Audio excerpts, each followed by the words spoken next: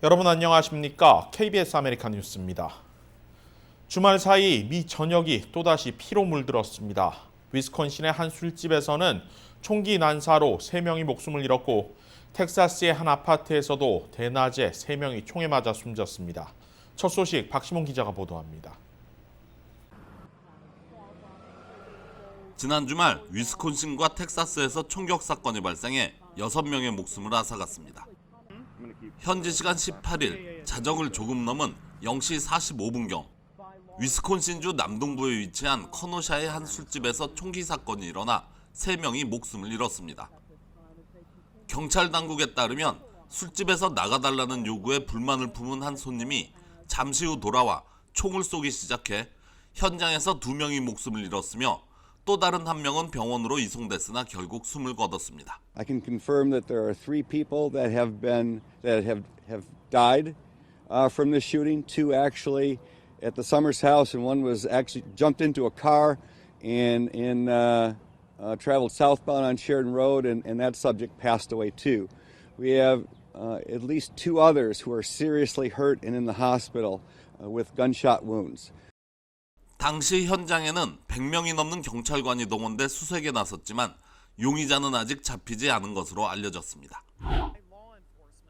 같은 날 텍사스에서는 대낮에 아파트에서 3명이 숨지는 사건이 발생했습니다. 오전 11시 40분경 텍사스 어스틴의 한 아파트에서 성인 남녀 3명이 총격을 받았다는 신고가 접수됐습니다. 경찰은 무장한 특공대와 헬기, 구급대원들을 신속하게 투입했지만 용의자를 검거하지는 못했습니다. And I will be putting his name out because it is a matter of public safety at this point as Stephen Nicholas Broderick. Stephen Nicholas Broderick. He's a black male, 41 years of age. He's described as being 5'7" with an average build. 용의자는 전직 형사로 지난해 아동 성폭력 사건으로 체포된 후 경찰 업무를 그만둔 것으로 알려졌습니다. 코로나의 여파가 서서히 풀려가는 것과 맞물려 총기 사건도 급증하고 있는 가운데 같은 날 시카고에서는 맥도날드의 주차장에서 7세의 여아와 아버지가 총에 맞는 사건이 일어나 아이는 목숨을 잃었고 아버지는 중상을 입는 사건이 발생했습니다. KBS 뉴스 박시몬입니다. LA 카운티에서도 지난 주말 사이 5건의 살인 사건이 잇따라 발생했습니다. 토요일이었던 지난 17일 오후 6시 30분경 피코 리베라 지역에서 차량 옆에 서서 대화를 나누던 남성이 다른 차량에 치여 숨졌습니다. 같은 날 저녁 7시 45분경에는 가족들과 이스트 LA의 한 신발 가게를 나서던 30대 남성이 차량에서 내린 신원을 알 수 없는 용의자의 총격을 받고 사망했습니다. 사건은 일요일인 18일에도 이어졌습니다. 어제 오후에는 컴튼과 레노스 지역에서 2건의 살인 사건이 발생했습니다. 오후 3시 20분경 컴튼 지역의 센트럴 애비뉴에서 총격 사건이 발생했는데 그로부터 1시간 뒤인 4시 20분경에는 인접 지역인 잉그루드 애비뉴에서 또다시 총격이 발생해 사망자가 나왔습니다. 주말 동안 LA 카운티 지역에서 살인 사건이 잇따르면서 치안 당국 역시 긴장을 늦추지 못하고 있습니다. 경찰은 이들 사건과 관련한 추가 정보를 공개하지는 않았지만 사건 발생 지역들을 중심으로 순찰을 강화하고 나섰습니다. 오늘부터 미 전역의 코로나19 백신 접종이 16세 이상 모든 성인들로 확대됐습니다. 조 바이든 행정부는 7월 4일 독립기념일까지 집단 면역을 목표로 하고 있습니다. 김경일 기자입니다.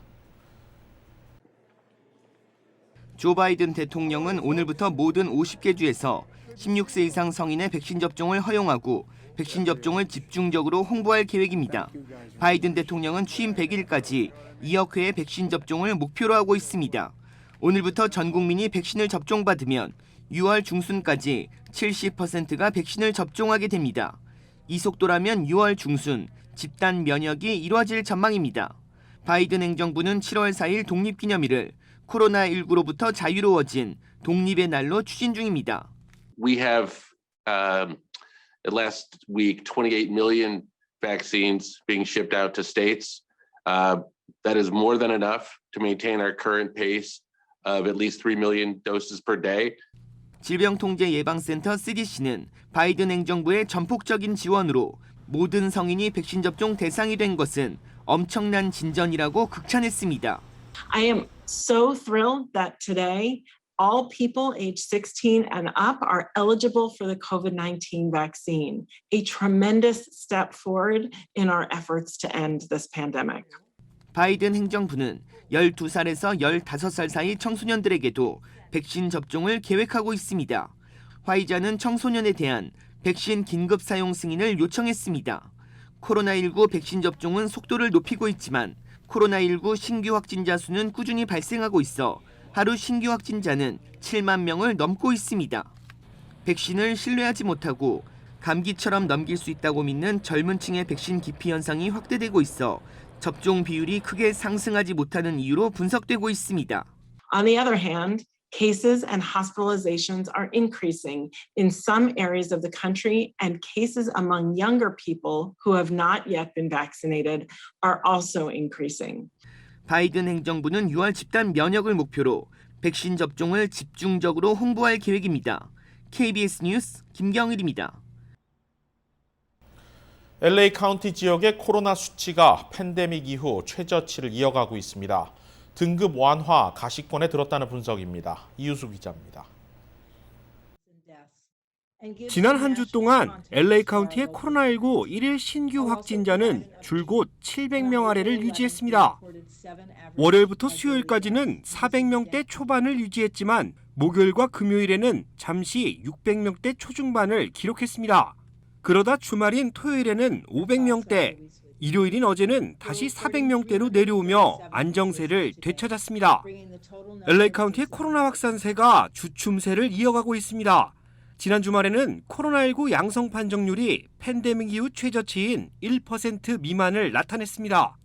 LA 카운티 보건국은 백신 보급 가속화에 따라 방역 체계가 강화된 것으로 보고 있습니다.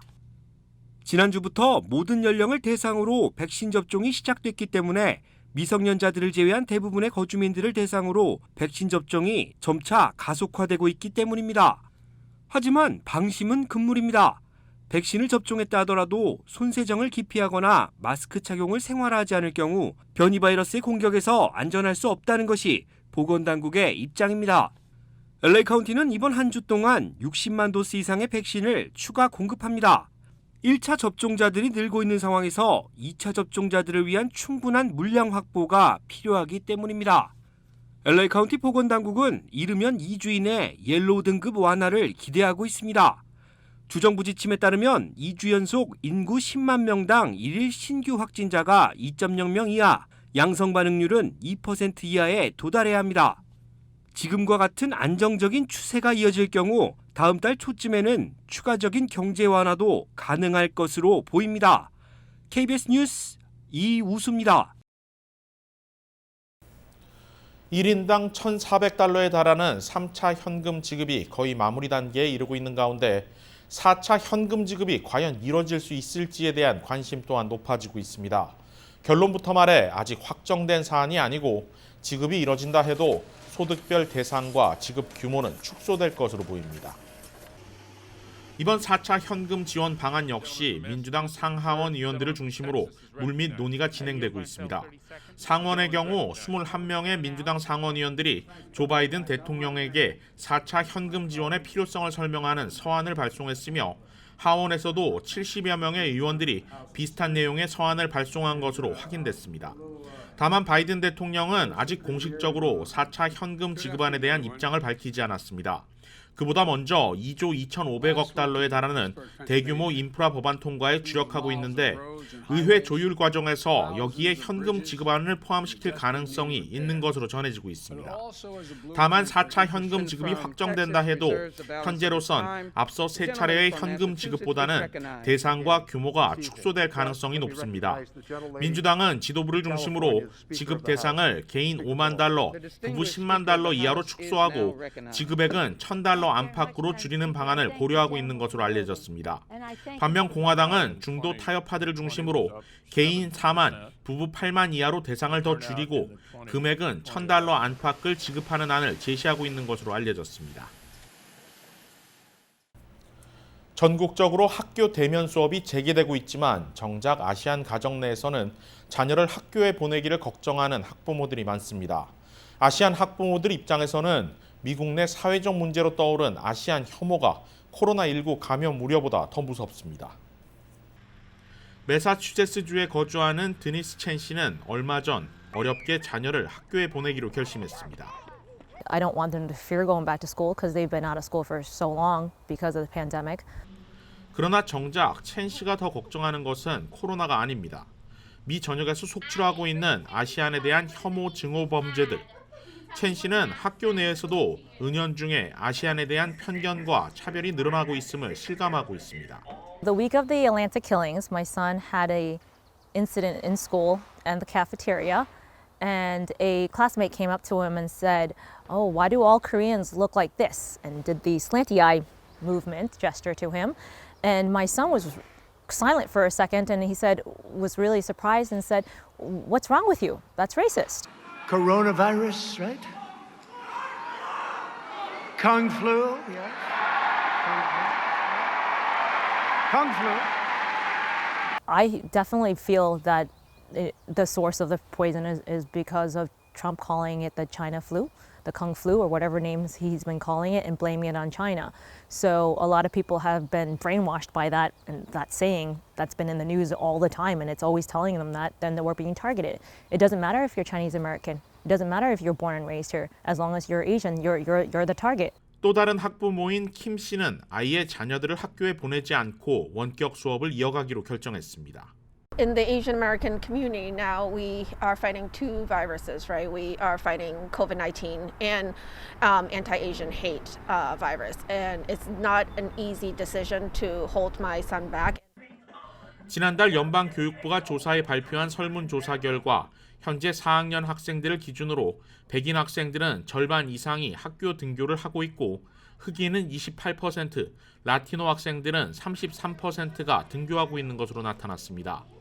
그런데 아시안 학생들의 경우 전체 15%만이 학교 등교를 결정한 것으로 나타나 가장 낮은 비율을 기록하고 있습니다. LA 카운티의 평균 휘발유 가격이 오늘 갤런당 $4를 돌파했습니다. 남가주 오토클럽에 따르면 오늘 LA 카운티 평균 휘발유 가격은 어제보다 0.7센트가 더 올라 갤런당 $4.1를 기록했습니다. 최근 8일 동안 하루를 제외하곤 7일 연속 상승한 것으로 갤런당 $4를 넘은 것은 지난 2019년 11월 15일 이후 처음입니다. 오렌지 카운티의 평균 휘발유 가격도 7일 연속 상승해 오늘 $3.98를 기록했습니다. 이 역시 2019년 11월 14일 이후 가장 높은 가격으로 일주일 전보다 3.5센트, 1년 전 같은 기간에 비해선 $1.12가 올랐습니다. 남가주 오토클럽은 기존 원유가 높은 가격을 형성하고 있는데 더해 최근 코로나 팬데믹으로 인한 제한 등급이 완화되면서 수요가 늘어나고 있는데 따른 것으로 분석했습니다. 오토클럽은 팬데믹과 관련해 제한이 추가 해제되는 시점에 또 한 번의 휘발유 가격 상승이 이뤄질 것으로 예상했습니다. LA 카운티 주택국이 관할 지역 저소득 노인 아파트 대기자 신청 등록을 오는 6월 30일까지 받고 있습니다.